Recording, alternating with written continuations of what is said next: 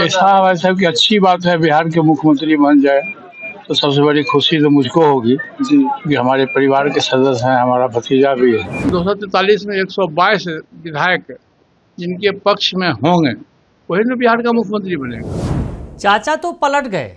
हम बात कर रहे हैं चिराग के चाचा पशुपति कुमार पारस की, जो कह रहे थे कि चिराग अगर मुख्यमंत्री बने तो उन्हें खुशी होगी। परिवार के चिराग हैं वो, यानी परिवार के सदस्य हैं। तो चाचा कह रहे थे मुख्यमंत्री बने तो खुशी होगी, लेकिन अब चाचा पलट गए हैं। नमस्कार, दर्श न्यूज़ देख रहे हैं आप, मैं हूं अनुराग। पशुपति कुमार पारस ने कुछ ही घंटों पहले बयान दिया कि अगर चिराग पासवान मुख्यमंत्री बनेंगे तो उन्हें खुशी होगी। परिवार के सदस्य हैं और अपना हमारे भतीजा हैं। तो ऐसे में चाचा के अंदर खून की, अगर यूँ कहा जाए कि खून का जो रिश्ता है वो जाग उठा और चिराग के लिए बातें कहते नजर आए कि चिराग अगर मुख्यमंत्री बन जाए तो इससे ज़्यादा खुशी क्या होगी। अब पशुपति पारस महागठबंधन में है, महागठबंधन का हिस्सा है। और पशुपति कुमार पारस ने, जहां महागठबंधन के सीएम कैंडिडेट हैं तेजस्वी यादव, और वैसे में उन्होंने चिराग पासवान के सीएम बनने का जिक्र छेड़ दिया। तो ऐसे में अब तो चर्चा तेज हो गई कि आखिर क्या पशुपति कुमार पारस फिर पलट जाएंगे? क्या महागठबंधन से उनका मोह भंग हो गया? फिर से एनडीए में वापसी होगी? चाचा भतीजे के बीच बात बन गई? तमाम तरह के सवाल उठने लगे। लेकिन सबसे पहले आपको वो बयान सुनवाते हैं जिसमें चाचा ने कहा था कि चिराग सीएम बन जाएंगे तो उन्हें खुशी होगी। पहले वो बयान सुन लीजिए। समर्थक है, सहयोगी पार्टी है चिराग पासवान की पार्टी। उनके पार्टी के नेता बार बार बोल रहे हैं कि चिराग पासवान के लिए सीएम फेस के लिए जनता चाह रही है उनको। क्या ऐसा वैसा कि अच्छी बात है बिहार के मुख्यमंत्री बन जाए तो सबसे बड़ी खुशी तो मुझको होगी जी कि हमारे परिवार के सदस्य हैं, हमारा भतीजा भी है। तो सुना आपने कि चाचा पशुपति कुमार पारस ने कहा कि चिराग अगर सीएम बनते हैं तो खुशी होगी। वो अपने घर के सदस्य हैं और हमारे भतीजे हैं।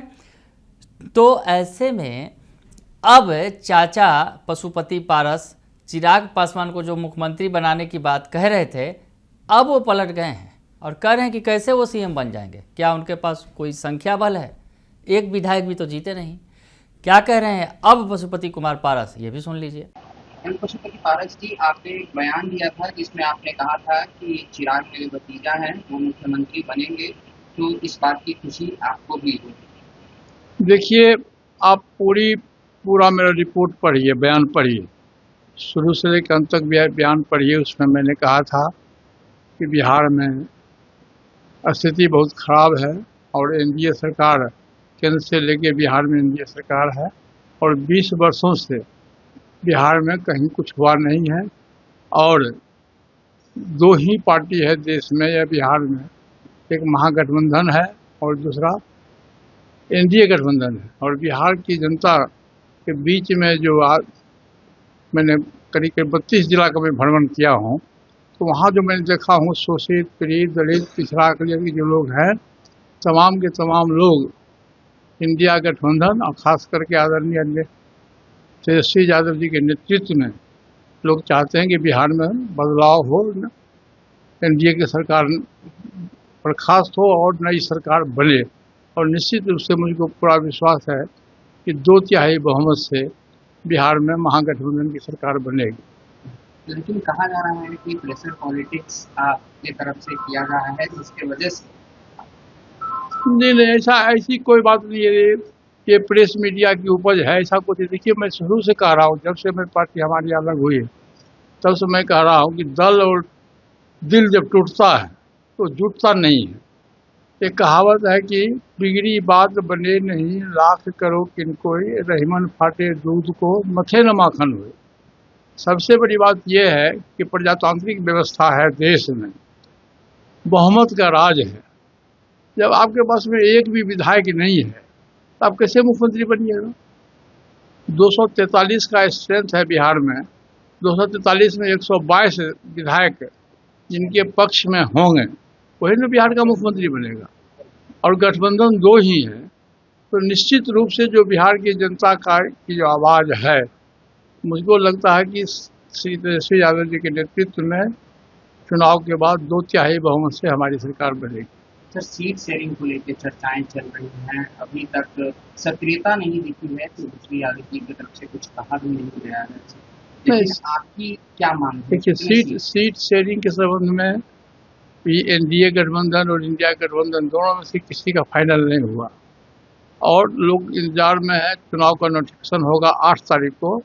मैं समझता हूँ कि 8 और 10 के बीच में जिनका जो बनेगा, जो जिताऊ उम्मीदवार होगा, जो हम लोग आपस में बैठेंगे सभी गठबंधन के साथी एक साथ बैठेंगे, तो जिनका जो बनेगा, जिनके पास जो जिताऊ उम्मीदवार होगा, तेजस्वी जी ने बहुत स्पष्ट कहा है कि सीट के साथ साथ हमको उम्मीदवार का भी नाम है। तो उसका सर्वे होगा, सर्वे होकर के जो सही होगा, जो जिस दल का जितना हक बनता है उतना मिलेगा। सर आरएलजेपी में आपके मुताबिक कितने जिताऊ उम्मीदवार आपके संपर्क में हैं या फिर आपके पार्टी? ऐसा है भाई साहब कि हमने भी 32-34 जिला का भ्रमण किया है और हम खुद सर्वे करवाए हैं। हमारे पास में एक सामाजिक संगठन है दलित सेना। दलित सेना का जो हमारा है वो बहुत धारदार और कामयाब संगठन है मेरा। उसके माध्यम से हम लोगों ने सर्वे कराया है और जो हमारे पास में जिताऊ उम्मीदवार है तो हमारे पास में रिपोर्ट है। जब आदरणीय तेजस्वी यादव जी जब मांगेंगे क्षेत्र की संख्या और उम्मीदवार का नाम, तो मैं निश्चित रूप से उनको दूंगा। तो सुना आपने कि पशुपति कुमार पारस जो है सीएम बनाने की बात कर रहे थे चिराग पासवान को, अब पलट गए हैं, महागठबंधन का फिर से गुण गा रहे हैं। यानी महागठबंधन के अंदर तो हैं और जिस तरह से चिराग पासवान के सीएम बनाने की बात करने लगे, तो हो सकता है कि महागठबंधन के नेताओं की आंखों में खटकने लगा होगा। उन्हें कान में सुनने में ये अच्छा नहीं लग रहा होगा कि चिराग पासवान सीएम बनेंगे, क्योंकि महागठबंधन के सीएम फेस तो तेजस्वी यादव हैं। भले ही कांग्रेस खुलकर नहीं बोल रही है, लेकिन और बाकी तमाम दल तो स्वीकार कर रहे हैं कि तेजस्वी यादव ही सीएम फेस हैं। तो ऐसे में पशुपति कुमार पारस ने चिराग पासवान के सीएम बनने की बात कर दी तो मिर्ची तो लगेगी ही। लेकिन अब चाचा फिर से पलट गए हैं और फिर से महागठबंधन के साथ आ गए हैं, तेजस्वी यादव के साथ आ गए हैं। बने रहिए दर्श न्यूज़ के साथ, तमाम खबरों से आपको अपडेट रखेंगे। फिलहाल के लिए इतना ही, धन्यवाद।